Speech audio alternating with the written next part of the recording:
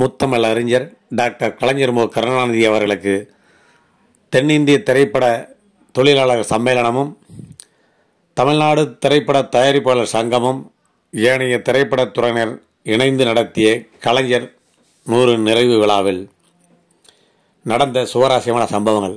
கடைசி நேரத்தில் காணாமல் போன கண்ணகி, அதிகாலையில் அசத்திய நடிகை காயத்ரி. பூம்புகார் திரைப்படத்தில் இடம்பெற்ற முத்தமிழ் அறிஞர் டாக்டர் கலைஞர் மு. கருணாநிதி அவர்களின் கண்ணகி வசனத்தை பேசி நடிப்பதற்கு பல பெரிய பெரிய நடிகைகளே பேசி நடிக்க தயங்கி ஒதுங்கிய நிலையில் நான் நடிக்கிறேன் என்ற நிகழ்ச்சிக்கு முதல் நாள், அதாவது 5/1/2024 வெள்ளியன்று மதியம் ஒரு கண்ணகி வந்தாள். ஆம், நடுவில் கொஞ்சம் பக்கத்தகனும் படத்தின் நாயகி காயத்ரி தான் அந்த நடிகை. கலைஞரின் வசனங்களை பார்த்து முதலில் சற்று தயங்கித்தான் போனார் காயத்ரி. மறுநாள் நிகழ்ச்சி நடக்கும் சனிக்கிழமை காலை, அதாவது 6ஆம் தேதி அன்று நான் நிச்சயமாக நடிக்கிறேன் என்று உறுதியளித்தார். மாலை கிண்டி ரேஸ்கோர்ஸ் மைதானத்தில் பிரம்மாண்டமான அந்த விழா தொடங்கியது. ஆனால் விழா நடக்கும் இடத்திற்கு கண்ணகியாக நடிக்க வேண்டிய நடிகை காயத்ரி வரவில்லை. அலைபேசியில் விழா குழுவினர் விசாரித்ததில் அவருக்கு உடல்நிலை சரியில்லை, மருத்துவமனையில் இருக்கிறார் என்று தகவல் வந்தது. விழாவுடைய இந்த கண்ணகி காட்சி பகுதி நடக்குமோ நடக்காதோ என்று விழா குழுவினர் சற்று சொய்ந்து போயினர் என்பதனவோ உண்மைதான். ஆனால் மருத்துவ சிகிச்சை பெற்றுக்கொண்ட காயத்ரி நள்ளிரவு 11 மணிக்கு கலைஞர் 100 விழா நடக்கும் கிண்டி ரேஸ்கோர்ஸ் மைதானத்திற்கு வந்து சேர்ந்தார்.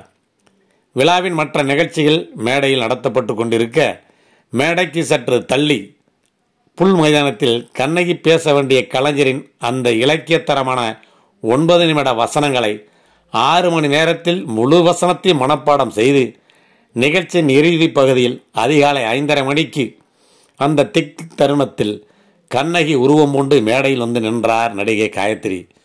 கலைஞரின் அந்த 9 நிமிட ஒப்பற்ற வசனத்தை, அந்த இலக்கியத்தரமான வசனத்தை அன்றைக்கு விஜயகுமாரி அவர்கள் பூம்புகார் திரைப்படத்தில் மிக பிரமாதமாக பேசி நடித்து அசத்தியிருப்பார். அந்த வசனங்களை ஒரு சில தடுமாற்றத்துடன் மிகவும் சிறப்பாகவே பேசி நடித்து முடித்தார் நடிகை காயத்ரி.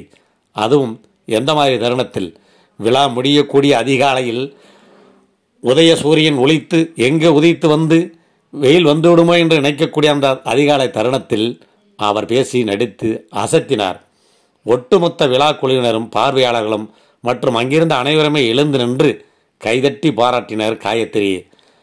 விழாக்குழு தலைவர் R.K. செல்வமணி அவர்களும் இயக்குனர் R.V. உதயகுமார் அவர்களும் மேடைக்கே வந்து கண்ணகியாக நடித்து அசத்திய நடிகை காயத்ரியை மிகவும் பாராட்டினார்கள்.